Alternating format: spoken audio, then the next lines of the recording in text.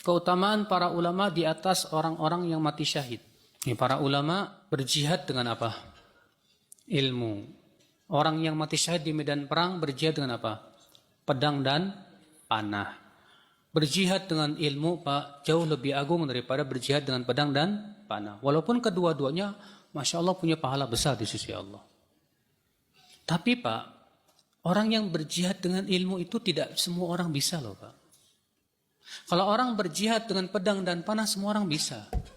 Memanggul senjata, semua orang bisa. Tapi untuk berjihad, membantah kesesatan, dan yang lainnya dengan keilmuan, itu hanyalah jihad orang-orang khusus saja.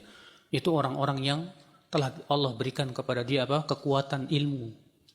Maka dari itulah yang akan Islam. Para ulama, ya seperti Ibnu Qayyim rahimahullah berkata apa?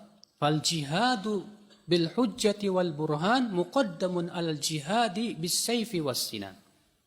Berjihad dengan hujah dan keterangan dengan ilmu itu lebih didahulukan daripada jihad dengan pedang dan panah. Harus, ya. Sebab tanpa itu jihad yang lainnya tidak akan ada manfaatnya di sisi Allah Subhanahu wa taala. Sekarang ada orang pengen jihad, ayo kita jihad. Saya pernah tuh, Pak. Pas saya lagi menyampaikan ilmu, tahu-tahu ada orang begini, Ustadz, kapan kita nuntut ilmu terus? Sampai kapan? Kapan jihadnya kita, Ustadz? Saya bilang, Pak, jadi menurut Bapak kita nuntut ilmu bukan jihad ya? Abu Darda berkata, siapa yang mengatakan bahwa menuntut ilmu bukan jihad, tuduh akalnya jangan-jangan gak waras. Menuntut ilmu termasuk jihad loh, Pak. Justru dengan ilmu, semua problematika diberikan solusi yang terbaik. Kira-kira, Pak, kalau ada problem dalam umat ini, lalu kita selesaikan sebatas dengan semangat dan kemarahan, selesai nggak? Untuk menyelesaikan problematika butuh ilmu tidak, Pak? Butuh ilmu. Sekarang saya mau tanya, Al-Quran sudah menjawab tidak, Pak, semua problematika dan tantangan akhir zaman? Sudah. Kalau kita sudah yakin bahwa Al-Quran sudah memberikan solusinya, jawabannya, kenapa kita tidak sibukkan belajar Al-Quran?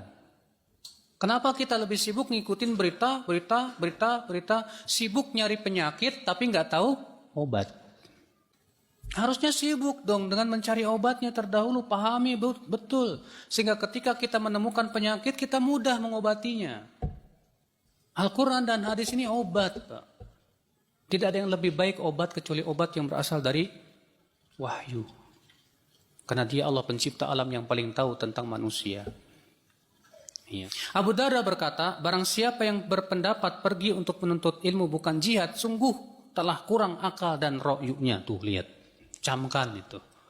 Kita yang menuntut ilmu disebutnya nggak punya aksi, Pak.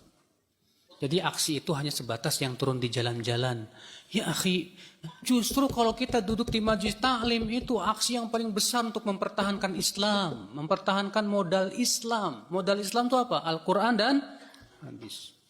Saya yakin, Pak, kalau ada orang yang mencaci maki Al-Quran, semua umat Islam sepakat untuk apa? Menolak dia. Tapi kalau ada orang pakai sorban 2 meter, bahasa Arabnya fasih, lalu dia tafsirkan Quran seenaknya, kemudian dia apa? Ya rusak Al-Quran itu dari sisi penafsiran dan maknanya. Gak ada orang mengingkari dia, Pak. Bahkan diam 1000 bahasa. Hanya ulama yang paham. Maka ketika paham, hanya ulama yang bangkit untuk membantah. Itu lebih besar kerusakannya, Pak. Iya kan? Oh iya jelas.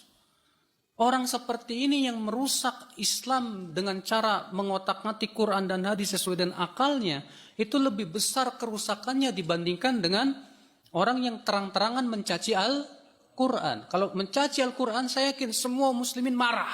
Siapa yang tidak marah? Yang gembira pasti orang kafir. Tapi kalau orang itu merusak Islam dengan cara itu, Pak, hanya ulama yang bangkit. Udah gitu malah ulama yang dibully habis-habisan, Pak. Allahul musta'an walitiklan. Maka disinilah Bapak sekalian. Maka dari itu menuntut ilmu lah, Pak. Ini jihad dasar kita.